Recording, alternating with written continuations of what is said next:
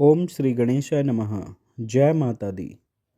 गुप्त नवरात्रि महाविद्या के तीसरे दिन माँ षोडशी त्रिपुर सुंदरी माता की पूजा होती है।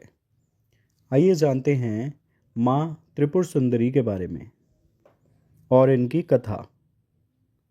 गुप्त नवरात्रि के तीसरे दिन माँ षोडशी त्रिपुर सुंदरी की पूजा करने का नियम है। अगर कोई व्यक्ति सच्चे मन से माँ षोडशी त्रिपुर सुंदरी की पूजा करता है तो उसके जीवन की सभी समस्याएं दूर हो जाती हैं और उसे सुख और समृद्धि की प्राप्ति होती है। इसके अलावा माघ मास में पड़ने वाली गुप्त नवरात्रि के तीसरे दिन माँ षोडशी की पूजा करने से मृत्यु के पश्चात मोक्ष की प्राप्ति होती है। शास्त्रों में माँ षोडशी त्रिपुर सुंदरी को महाविद्याओं की तीसरी विद्या बताया गया है। ऐसा माना जाता है कि माँ षोडशी तीनों लोकों में सबसे सुंदर हैं।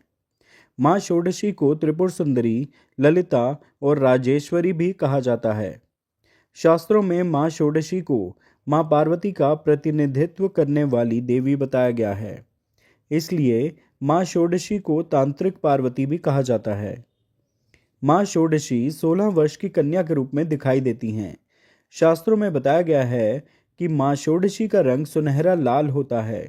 माँ दुर्गा के समस्त रूपों में से एक रूप जगत प्रसिद्ध देवी त्रिपुर सुंदरी का है। माँ षोडशी तीनों लोकों में सबसे सुंदर और सभी कर्मों का बहुत शीघ्र फल प्रदान करने वाली देवी हैं।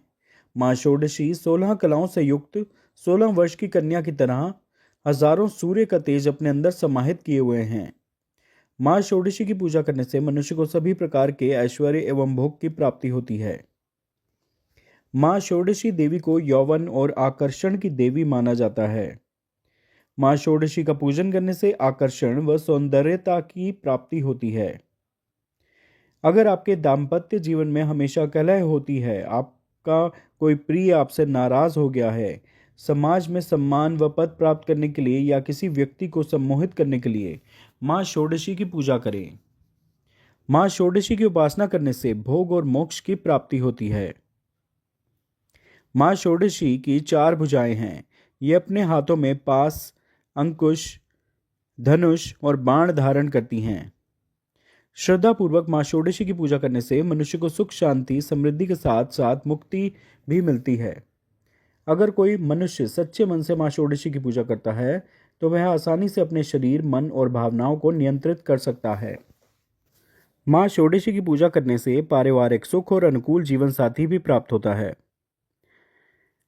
इसलिए गुप्त नवरात्रि में मुख्य रूप से माँ षोडशी की पूजा करने का नियम है। आइए जानते हैं माँ षोडशी की कथा। पौराणिक कथा के अनुसार जब भगवान शिव ने क्रोध के कारण कामदेव को अपना तीसरा नेत्र खोलकर भस्म कर दिया था, उस समय भगवान शिव के गणों ने उस भस्म को समेटकर उसे गीला करके एक सुंदर पुतला बनाया और भगवान शिव से कहा कि हे भगवान, इस पुतले में प्राण प्रतिष्ठा कर दीजिए। जिसके बाद भगवान शिव ने उस पुतले में प्राण प्रतिष्ठा कर दी। लेकिन वह भस्म से उत्पन्न होने के कारण उससे जो पुरुष उत्पन्न हुआ वह उसमें तमोगुण की अधिकता थी। जिसके बाद वह तीनों लोकों में हाहाकार मचाने लगा। उसने देवराज इंद्र के समान ही दूसरे स्वर्ग का निर्माण किया और स्वर्ग लोक पर भी आक्रमण कर दिया। जिसके बाद देवराज इंद्र देवऋषि नारद के पास गए। उपाय के रूप में नारद जी ने उन्हें आद्या शक्ति की विधिवत रक्त और मांस से पूजा करने के लिए कहा। देवराज इंद्र ने ऐसा ही किया, जिसके बाद देवी षोडशी का जन्म हुआ और उन्होंने उस असुर को वध कर दिया और देवताओं को वापस स्वर्गलोक दिला दिया। एक अन्य कथा के अनुसार एक बार पराम्बा पार्वती जी ने भगवान शिव जी से पूछा, भगवान, आपके द्वारा प्रकाशित तंत्र शास्त्र की साधना से जीव के आदि व्याधि, शोक, संताप, दीनता, हीनता तो दूर हो जाएंगे, किंतु गर्भवास और मरण के असह्य दुख की निवृत्ति तो इससे नहीं होगी। कृपा करके इस दुख से निवृत्ति और मोक्ष पद की प्राप्ति का कोई उपाय बतलाइए। परम कल्याणी पराम्बा के अनुरोध पर भगवान शंकर ने षोडशी श्री विद्या साधना प्रणाली को प्रकट किया। भगवान शंकराचार्य ने श्री विद्या के रूप में इन्हीं षोडशी देवी की उपासना की थी। इसलिए आज भी सभी शंकराचार्य पीठों में भगवती षोडशी राजराजेश्वरी त्रिपुर सुंदरी की श्री यंत्र के रूप में आराधना चली आ रही है।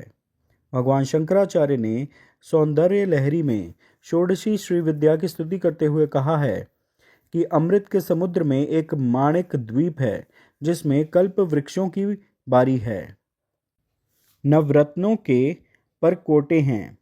उस वन में चिंतामणि से निर्मित महल से ब्रह्ममय सिंहासन है जिसमें पंचकृत्य के देवता ब्रह्मा विष्णु रुद्र और ईश्वर आसन के पाए हैं और सदाशिव फलक हैं। सदाशिव ने नाभि से निर्गत कमल पर विराजमान भगवती षोडशी त्रिपुर सुंदरी का जो ध्यान करते हैं वे धन्य हैं।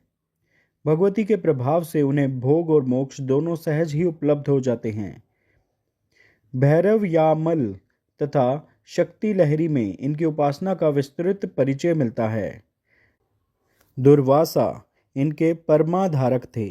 इनकी उपासना श्री चक्र में होती है। ये थी गुप्त नवरात्रि महाविद्या के तीसरे स्वरूप माँ षोडशी त्रिपुर सुंदरी की कथा। कृपया इस वीडियो को लाइक व शेयर करें व चैनल सब्सक्राइब करें। जय माता दी, जय माँ षोडशी, जय माँ त्रिपुर सुंदरी।